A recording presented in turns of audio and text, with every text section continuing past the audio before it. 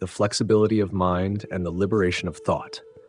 The phrases flexibility of mind, question with impartiality, and conscientiously expressing his conviction encapsulate the essence of intellectual growth. Flexibility of mind fosters an unbiased approach. Questioning with impartiality ensures objectivity, and conscientiously expressing conviction requires audacity. These elements collectively form the foundation of evolutionary thinking and intelligence. The history of science is marked by individuals who embodied these principles, and among them, Thomas Henry Huxley stands out as the intellectual warrior who defended Darwin's ideas in a society unwilling to accept them. Huxley was not just an advocate but a combatant, shielding Darwin from the most hostile criticisms. As Jonathan Howard aptly described, Huxley rammed the Darwinian argument down the most unreceptive throats he could find. Combative and clever, he forced the conflict between science and scripture out into the open and demolished any attempt at reconciliation. His resilience was acknowledged by Darwin himself, who remarked, "I honor your pluck.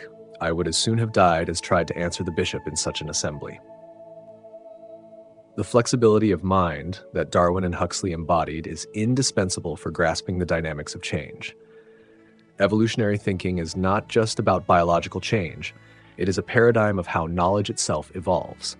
Resistance to change is a natural tendency, as familiarity offers psychological comfort. However, learning is inextricably linked to change.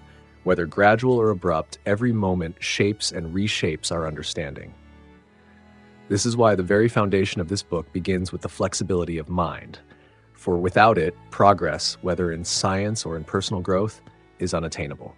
Darwin's work transformed biology from a static study of life forms into a dynamic exploration of speciation, behavior, and psychology.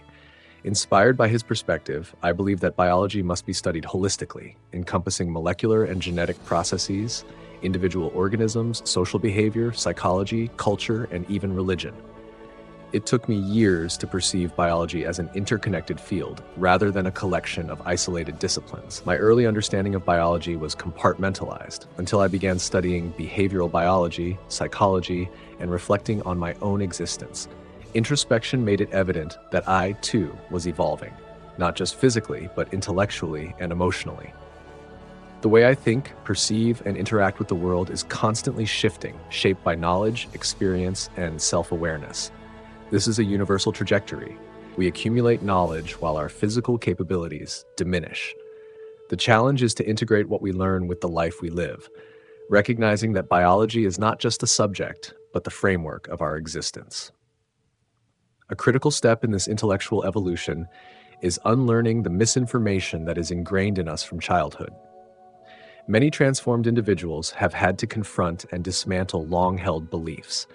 The process is neither easy nor instantaneous. It requires an acute awareness of how information is absorbed, internalized, and protected by the ego. As children, we trust the knowledge imparted to us, yet the pursuit of truth demands that we critically examine every belief. Dr. Heather Hendrickson, an evolutionary biologist, articulates this transformation in her TEDx talk. I grew up in a traditional Mormon family. We basically believed that Darwin was a pretty bad dude. Going to university completely changed my perspective. Instead of seeking explanations from above, I started to look downward, all the way to the microscopic scale, and I am continually startled and amazed by the things that I discover there. For her, the transition was not simply an intellectual shift, but a profound liberation. To change one's worldview, especially one deeply embedded in cultural and familial structures, requires immense courage. The willingness to abandon misinformation and the ego attached to it is the true mark of transformation. Everyone encounters a moment when the foundation of their beliefs is tested. Whether one resists or embraces that moment determines the trajectory of their intellectual and personal growth.